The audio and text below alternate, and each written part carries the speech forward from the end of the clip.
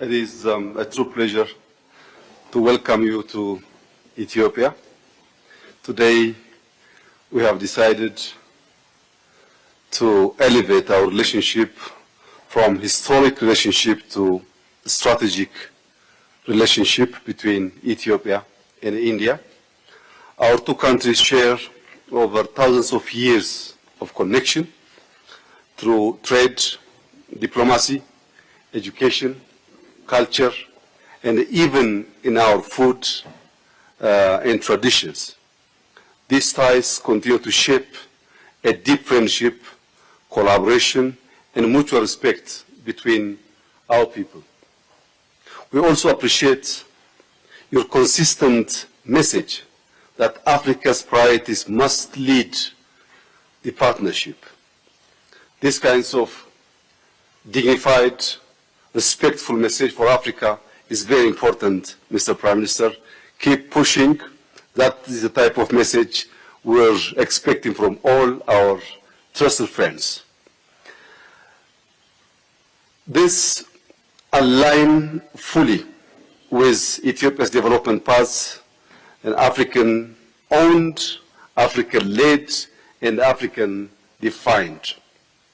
Mr. Prime Minister, today we meet with a clear focus to shape a modern partnership grounded in sovereignty, self-reliance, and practical cooperation. Our cooperation is rooted in equality and South-South solidarity. We see strong alignment between our homegrown philosophy. Both countries emphasize national capacity, inclusive development, and partnership that respects independence. Mr. Prime Minister, our economy, Ethiopian economy, is performing strongly. Last year, we grew 9.2%, and this year we're expecting 10.3% GDP growth. Besides GDP growth, our FDI inflow is also rising big time, and India is a leading source for our FDI. We have more than 615 Indian companies which is investing in Ethiopia. This all gives our cooperation a strong foundation of trust. I think our decision today that we elevate our historic relationship to strategic relationship is the right decision. Mr. Prime Minister, it's a great joy to have you here in Ethiopia. Thank you very much for visiting us. I hope in the next session we're going to discuss some specific issues. Thank you, Mr. Prime Minister. Excellency, my brother, my friend, Ethiopia की यात्रा करके सच में मुझे बहुत खुशी हो रही है। ये इथियोपिया का मेरा पहला दौरा है, लेकिन यहां कदम रखते ही मुझे अपनेपन और गहरी आत्मीयता का उसका बहुत गहरा अनुभव हुआ है। भारत और इथियोपिया के बीच हजारों वर्षों से निरंतर संपर्क, संवाद और आदान प्रदान होता रहा है। अनेक भाषाओं और समृद्ध परंपराओं से संपन्न हमारे दोनों देश विविधता में एकता का प्रतीक है। दोनों देश शांति और मानव कल्याण के प्रति प्रतिबद्ध लोकतांत्रिक शक्तियां हैं। हम ग्लोबल साउथ के सहयात्री भी हैं और साझेदार भी हैं। अंतर्राष्ट्रीय मंचों पर भी हम कंधे से कंधा मिलाकर खड़े रहे हैं।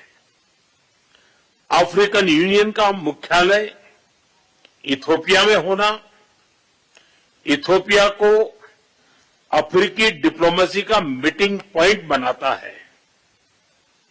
एक समावेशी विश्व, इंक्लूसिव वर्ल्ड के साझा विजन से प्रेरित होकर भारत ने 2023 में यह सुनिश्चित किया कि अफ्रीकी यूनियन G20 का सदस्य बने। इन्हीं सभी पहलुओं को ध्यान में रखते हुए आज हम भारत इथियोपिया संबंधों को स्ट्रेटेजिक पार्टनरशिप पर उस स्तर पर ले जा रहे हैं।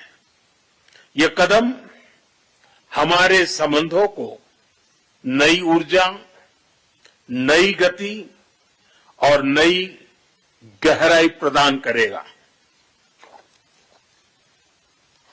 भविष्य की अपार संभावनाओं को साकार करने के लिए एक स्पष्ट रोडमैप तैयार होगा।